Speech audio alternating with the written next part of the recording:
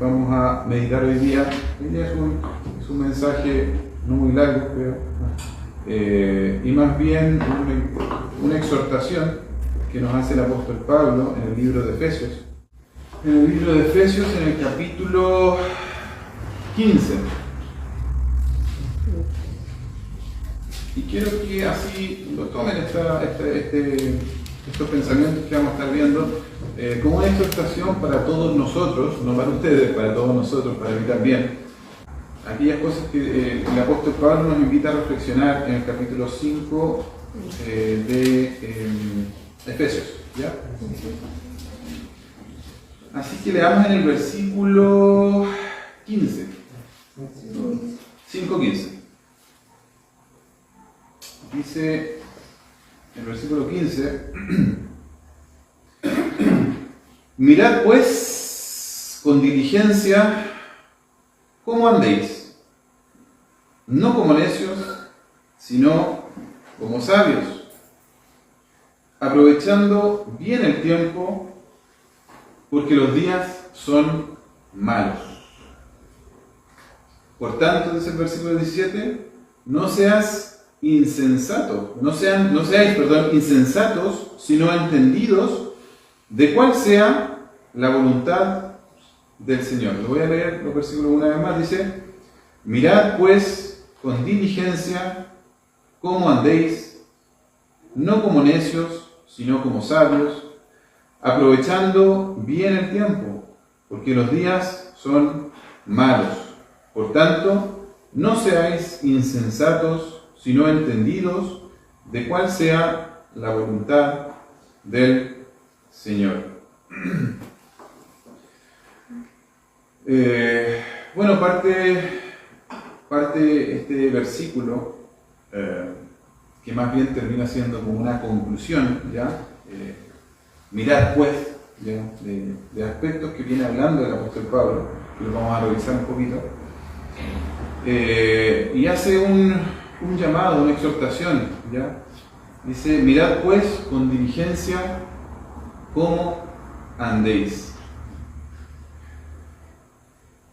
En la versión de las Américas dice: tened cuidado de cómo andéis.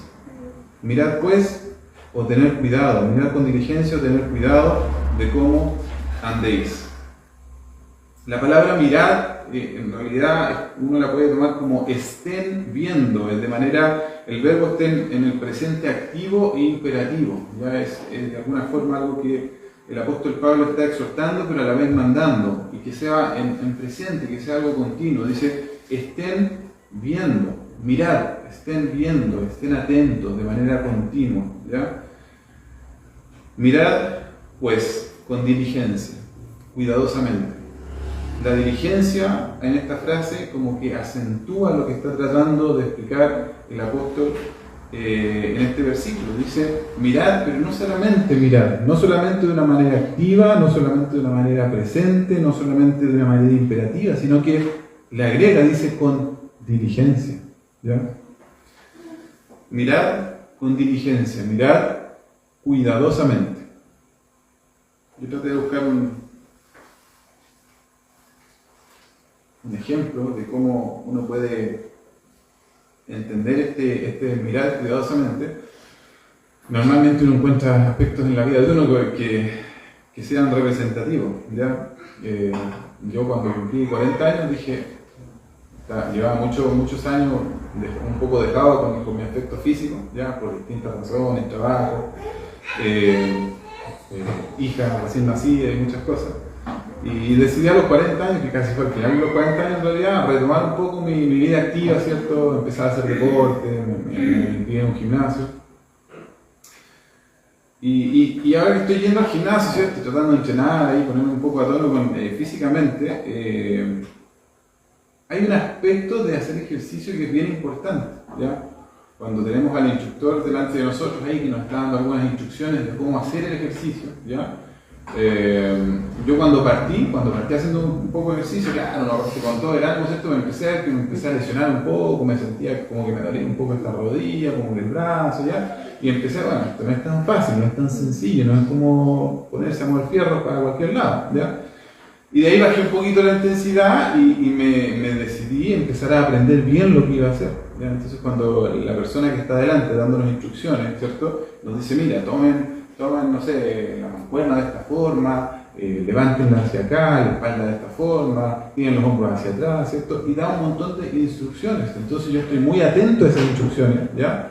Y me esfuerzo mucho por hacer el ejercicio como debo hacerlo, ¿ya? Y trato de ponerme conscientemente cuando estoy levantando algún peso, ¿cierto? Ponerme consciente de mi cuerpo, de qué es lo que estoy haciendo, ¿ya? Y cómo mi cuerpo está, en qué postura, ¿cierto? Para hacerlo bien, para no lesionarme, ¿ya? Mirad bien, ¿ya? Mirad con diligencia, ¿ya?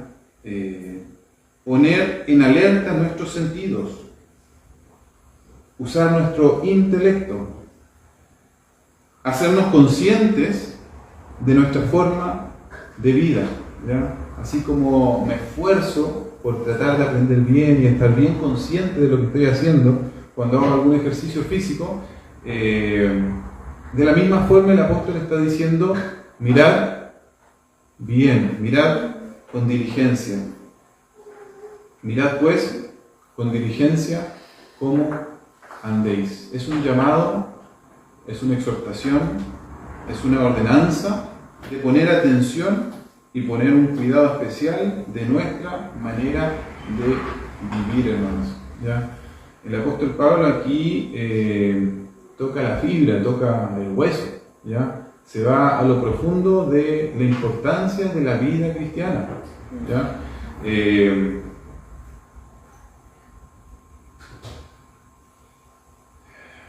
Y nos insta a tomar una preocupación especial de estar en constante alerta de cómo estamos viviendo.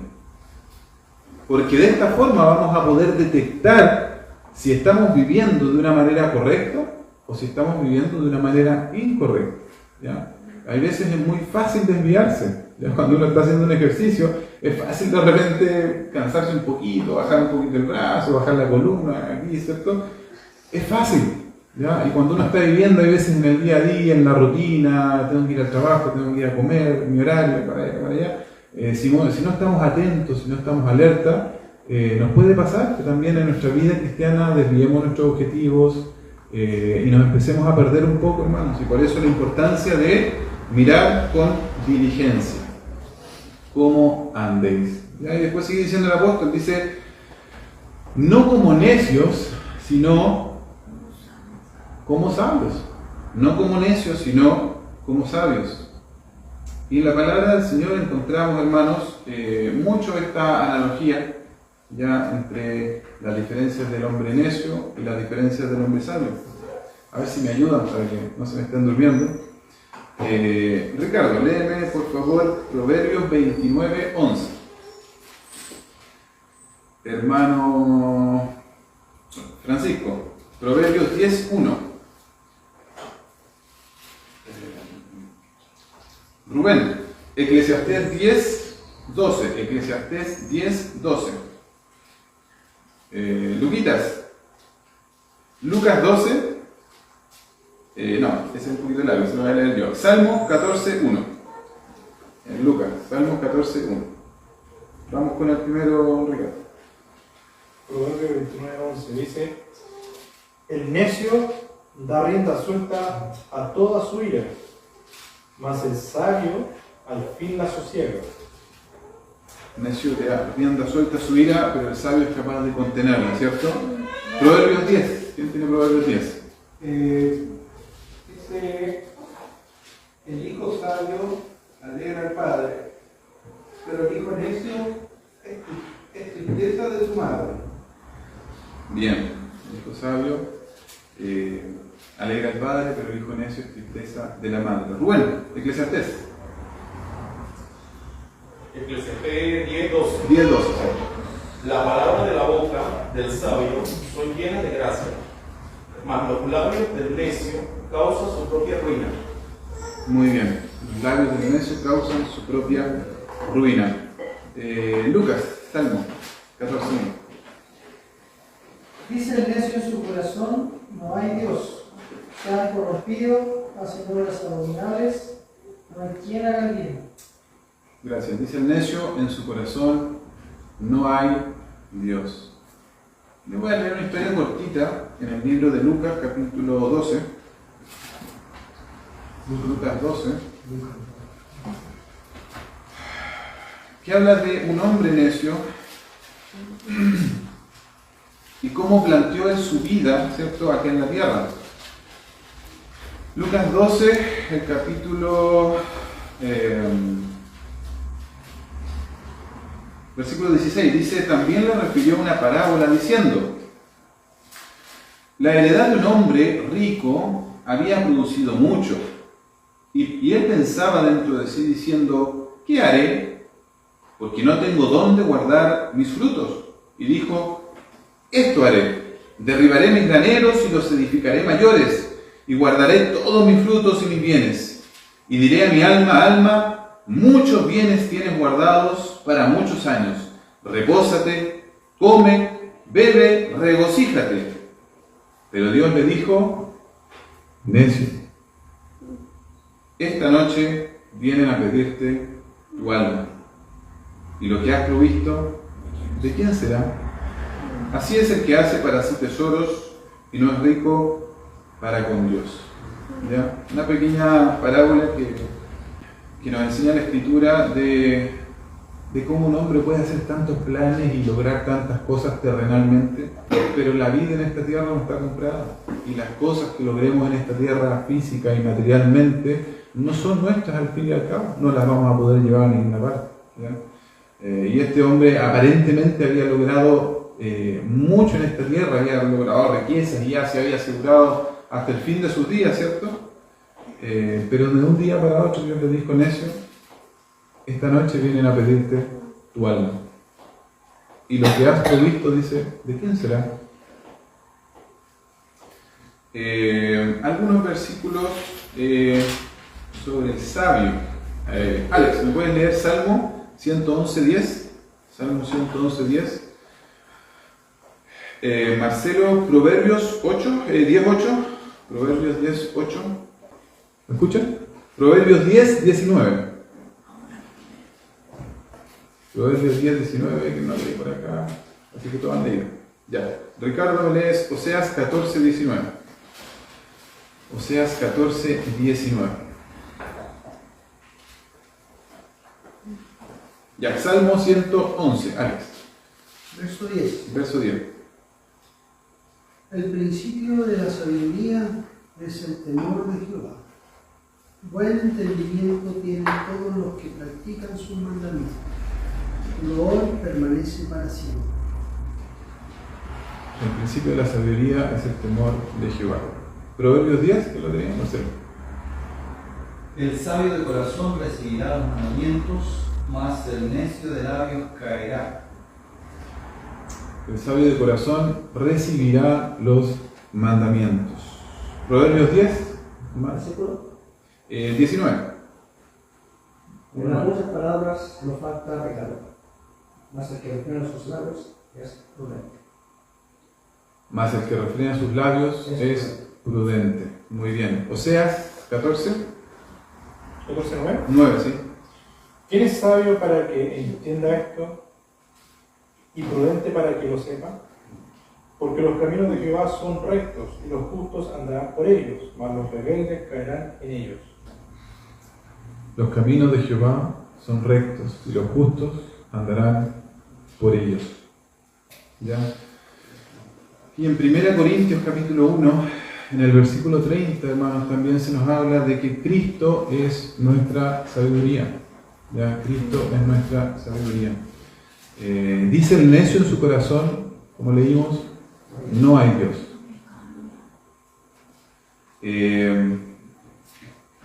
Y esta analogía la ocupa aquí el apóstol diciendo: mirad pues con diligencia, dice, cómo andéis, no como necios, sino como sabios. ¿Ya? Y nos enseña cómo debe vivir un sabio. Dice: aprovechando bien el tiempo, porque los días son malos. Por tanto, no seáis insensatos, sino entendidos de cuál sea la voluntad del Señor. Entonces, ¿cómo vive un sabio, hermanos?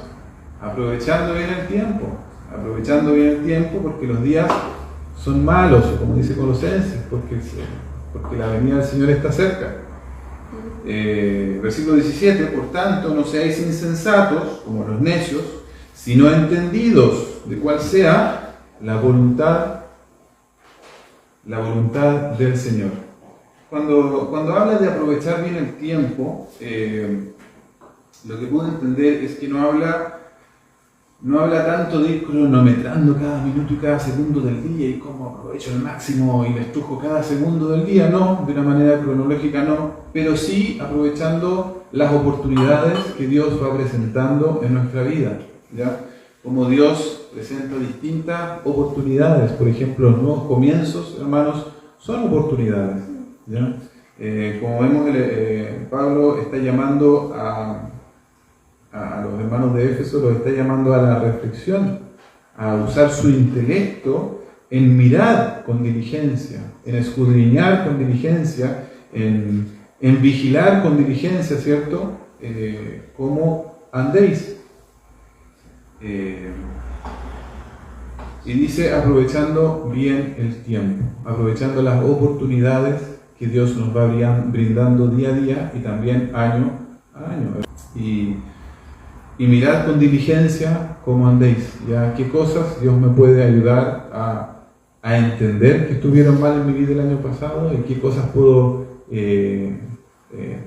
rectificar, puedo enmendar, puedo corregir, aprovechando bien el tiempo o bien las oportunidades que Dios trae a nuestras vidas. Y dice porque los días son malos, ya estamos viviendo en tiempos difíciles, hermanos, estamos viviendo en tiempos malos, ya no es muy difícil darse cuenta cómo está el mundo, no es muy difícil darse cuenta cómo van fluyendo las corrientes de este mundo, ¿cierto? Donde cada vez es más difícil relacionarse con la gente del mundo porque nuestra santificación personal se ve muy afectada muchas veces, ¿ya? Hay cosas malas en este mundo, ¿ya? Y Dios nos advierte, nos dice, aprovechen bien el tiempo, ¿cierto? Porque los días son malos. Y dice, por tanto, no seáis insensatos, sino entendidos de cuál sea la voluntad del Señor. Hermanos, entender la voluntad del Señor es una de las columnas principales de la vida cristiana. O sea, si yo no conozco la voluntad de Dios, yo no puedo obedecer a Dios. Si yo no conozco la voluntad de Dios, es muy difícil acercarme a Dios, ¿ya? Si yo no conozco la voluntad de Dios en estricto rigor, es porque yo no conozco mucho a Dios. Pero conocer la voluntad de Dios no es tampoco algo tan directo ni tan instantáneo de hacer del creyente. Es un trabajo que va realizando el creyente día a día. Es un esfuerzo consciente que hace el creyente día a día para acercarse a Dios. Es un esfuerzo que hace el creyente día a día para dejar que la palabra de Dios vaya obrando en su vida, en su corazón, en su mente, que Dios vaya revelando su voluntad a nuestras vidas, a nuestros corazones. Es fácil entender la voluntad general de Dios, ¿ya? Todos sabemos que la voluntad de Dios es que nosotros leamos la Biblia, todos sabemos que la voluntad de Dios es que oremos, todos sabemos que la voluntad de Dios es que nos congreguemos, ¿cierto? Todos sabemos que la voluntad de Dios es que seamos buenos vecinos, etcétera, ¿cierto? La voluntad de Dios es que nadie se pierde, que todos procedan al arrepentimiento, y hay muchas cosas de la voluntad general de Dios. Pero también está el aspecto particular de la voluntad de Dios, y eso ya es algo que se desarrolla en nuestra comunión personal con Dios día a día, hermanos, ¿ya? Y Dios va revelando su voluntad, Dios va revelando la voluntad suya en tu persona, en tu corazón, en tu mente, día a día, paso a paso. Ya no es algo que de repente nos llega a la voluntad de Dios como un rayo, ¿cierto? No, es un proceso que va viviendo el creyente, donde va conociendo día a día cada vez más la voluntad de Dios. Y esto es lo que Dios quiere para nosotros, que vivamos como sabios, que aprovechemos bien el tiempo y que conozcamos su voluntad. Bueno, en este libro en este libro Dios muestra un poco y abre algunas ventanas de su voluntad para comprender cómo Él quiere que nosotros vivamos nuestra vida cristiana. Y quiero dejarle estos 4 pensamientos, que los vamos a ver un poco rápido, no alcanzamos a profundizar mucho. En cuanto al andar del creyente, ya el llamado de Pablo es a mirar con diligencia ¿qué cosa? ¿Cómo andéis? Nuestro andar, nuestra forma de vida, ¿cierto?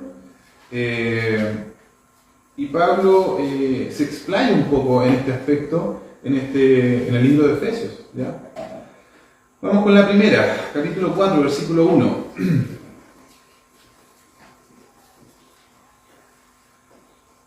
Yo pues, dice, preso en el Señor, os ruego que andéis como es digno de la vocación con que fuisteis llamados.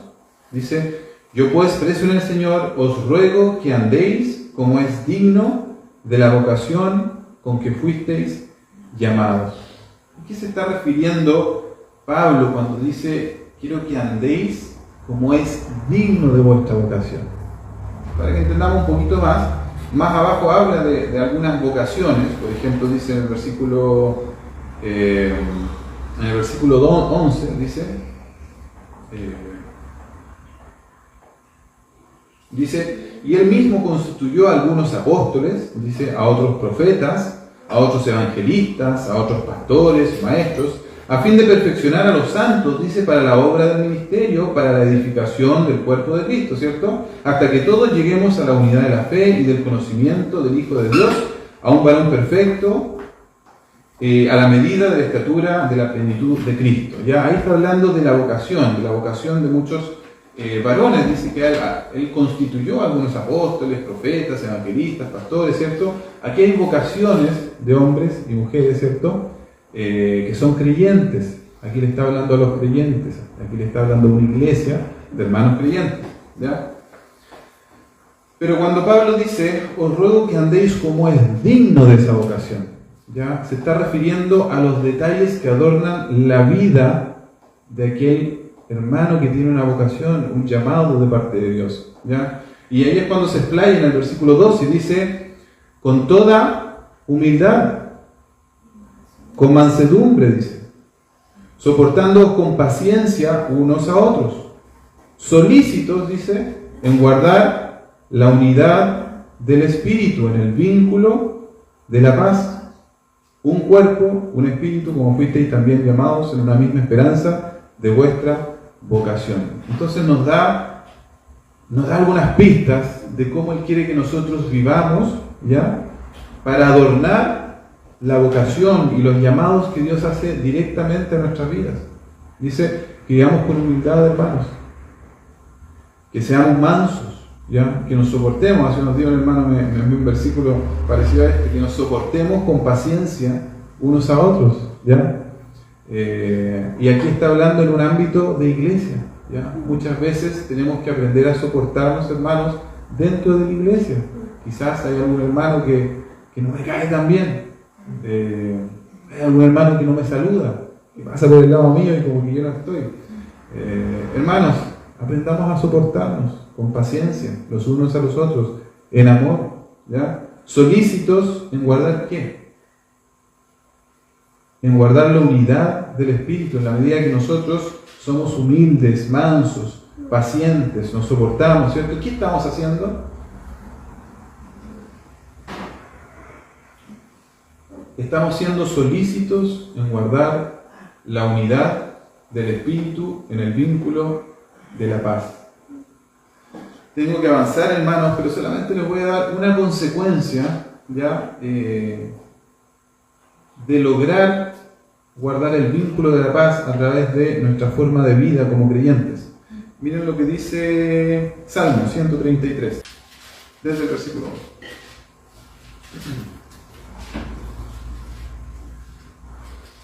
Dice, mirad cuán bueno y cuán delicioso es habitar los hermanos juntos en armonía.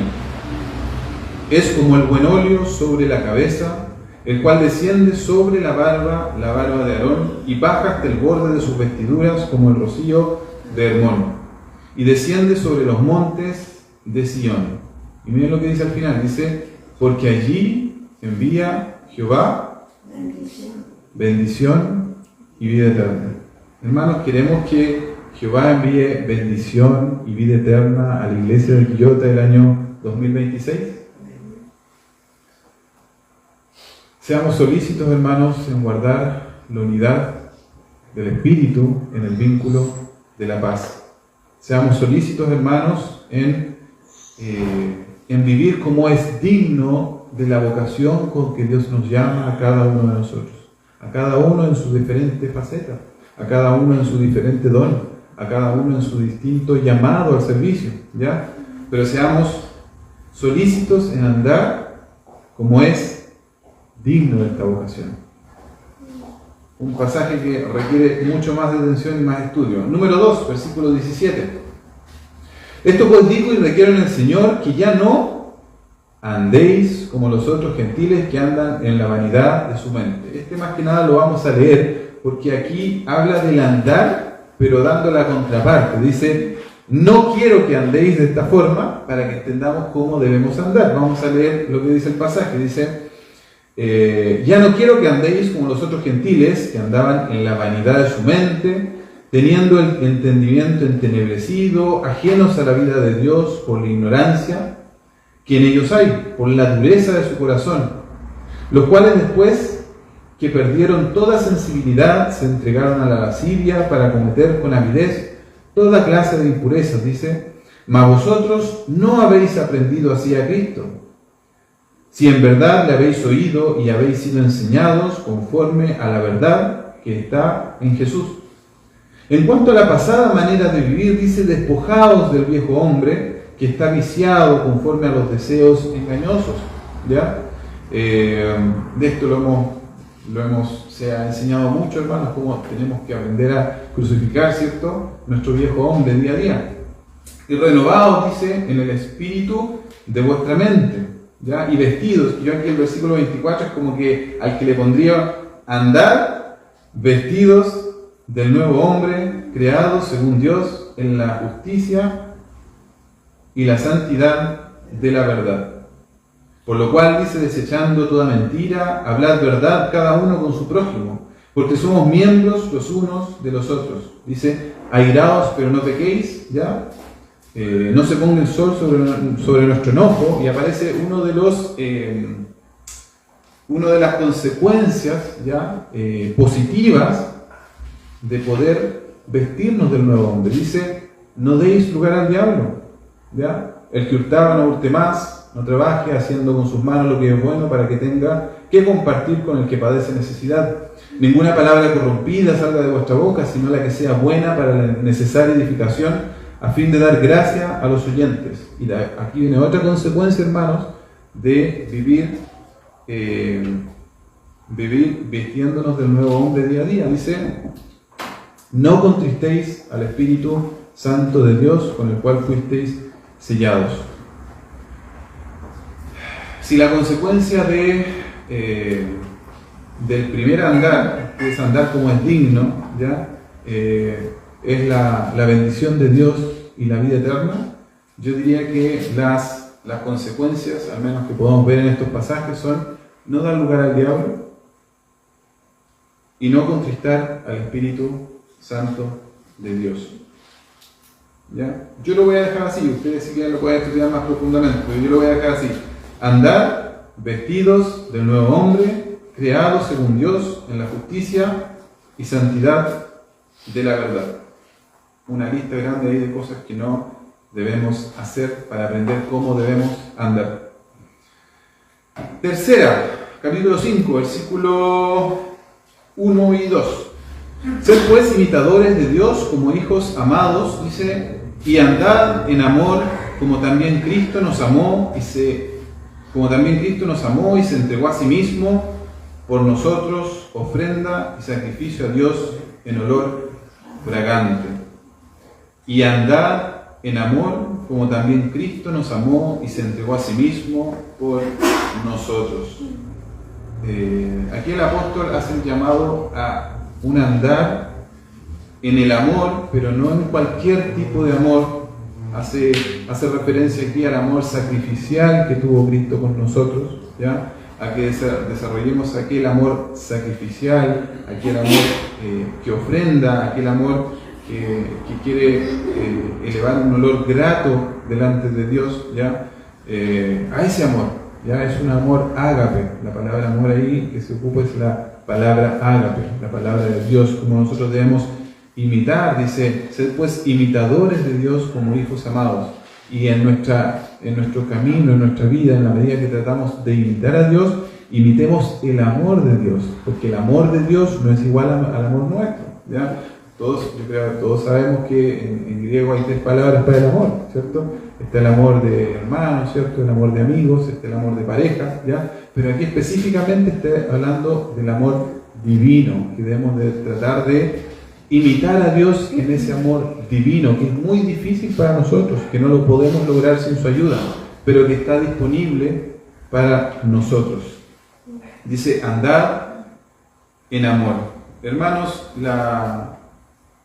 una de las consecuencias, ¿ya?, de poder andar en este amor sacrificial que tuvo el Señor Jesucristo por nosotros es que nos vamos a poder reflejar a Cristo en nuestras vidas, ¿ya? Y vamos a poder reflejar el amor de Cristo a aquellas personas que no lo tienen, ¿ya? Yo muchas veces me toca a mí, por mi trabajo y mis responsabilidades, me toca muchas veces tratar de conciliar problemas, ¿cierto?, de una persona con otra, ¿ya? Y yo tengo que interceder ahí para tratar de que se solucionen algunos problemas. Y ahí me doy cuenta de cuán distinto es la forma de perdonar del mundo. Cómo el mundo puede odiar con ese odio y realmente endurecer su corazón, y les cuesta mucho perdonar a otra persona, y realmente hay gente que decide nunca más hablarse y se separan, y hay gente que se va del trabajo por razones de que tuvo problemas con otra persona. Hermanos, Dios nos manda a nosotros a amar con un amor que Él nos ha enseñado. Él nos ha enseñado a amar, ¿ya? Él nos encontró a nosotros primero, Él nos amó a nosotros primero, Él nos enseñó aquel amor sacrificial cuando envió a su Hijo a morir por nosotros. Y Él quiere que nosotros aprendamos de este amor y vivamos este amor, ¿ya? Andar en amor como también Cristo nos amó y se entregó a sí mismo por nosotros. Y el cuarto lo tenemos en el versículo 8. Porque en otro tiempo erais tinieblas, mas ahora sois luz en el Señor. ¿Qué dice? Andad como hijos de luz. Andad como hijos de luz. Vamos a saltarnos a la consecuencia de andar como hijos de luz, hermanos. Vamos a poder ser luz en un mundo de tinieblas. ¿Qué dice Pablo en el versículo 5? Dice, en el versículo 16, aprovechando bien el tiempo porque los días son malos, ¿ya? Este mundo, hermanos, necesita de la luz de Dios. Y Dios ya no se aparece como se apareció a Moisés ahí en el monte Horeb, ¿cierto? Ya no se aparece en una zarza, ya no se aparece como se apareció en el monte Sinaí, ¿cierto?, con los 10 mandamientos, donde Moisés pudo ver su gloria.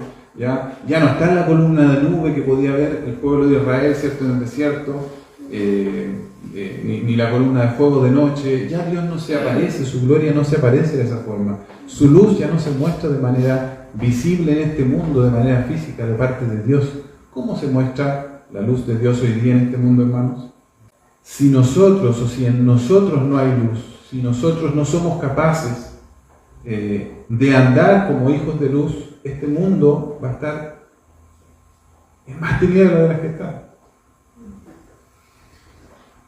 Porque el fruto del Espíritu es en toda bondad, justicia, comprobando lo que es agradable al Señor. No participéis en las obras infructuosas de las tinieblas, sino más bien reprenderlas, dice, porque vergonzoso es aún hablar de lo que ellos hacen en secreto. Mas todas las cosas, cuando son puestas en evidencia por la luz, son hechas manifiestas, porque la luz lo manifiesta todo. Versículo 14, miren lo que dice: por lo cual dice, despiértate tú que duermes y levántate de los muertos y te alumbrará Cristo. De alguna forma, como que el apóstol está hablándole a aquellos que están dormidos espiritualmente, aquellos que necesitan despertar en su vida espiritual, aquellos que tienen que renovar aspectos de su vida espiritual, ¿ya? Y a ellos les hace este llamado, les dice: mirad pues entonces con diligencia cómo andéis, no como necios, sino como sabios. Anoté por aquí una frase que dijo F.F. Bruce. Dijo: la reputación del Evangelio está ligada a su comportamiento en público. Una iglesia santa acentúa el poder del Evangelio.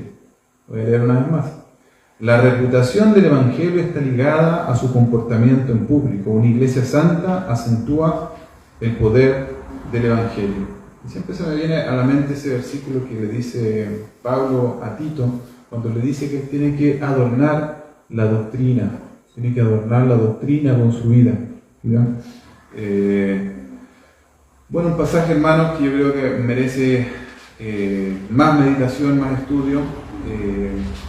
Pero quiero que se queden con este llamado que nos hace el apóstol Pablo, que nos hace Dios a través del apóstol Pablo, ¿ya? Mirad con diligencia, pues, cómo andéis, no como necios, sino como sabios, aprovechando bien el tiempo, porque los días son malos. Por tanto, no seáis insensatos, sino entendidos de cuál sea la voluntad del Señor. Y los dejo con una oración del mismo apóstol al principio del libro, en Efesios. Sí.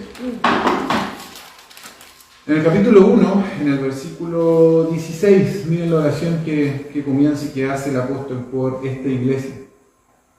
Dice: no ceso de dar gracias por vosotros, dice, haciendo memoria de vosotros en mis oraciones, para que el Dios de nuestro Señor Jesucristo, el Padre de gloria, os dé espíritu de sabiduría y de revelación en el conocimiento de Él, alumbrando los ojos de vuestro entendimiento, para que sepáis cuál es la esperanza a que Él os ha llamado, y cuáles las riquezas de la gloria de su herencia en los santos, y cuál la supereminente grandeza de su poder para con nosotros, los que creemos, según la operación del poder de su fuerza. Les dejo esta oración, hermanos, para que la mediten, que podamos andar como es dignos de ser hijos de Dios.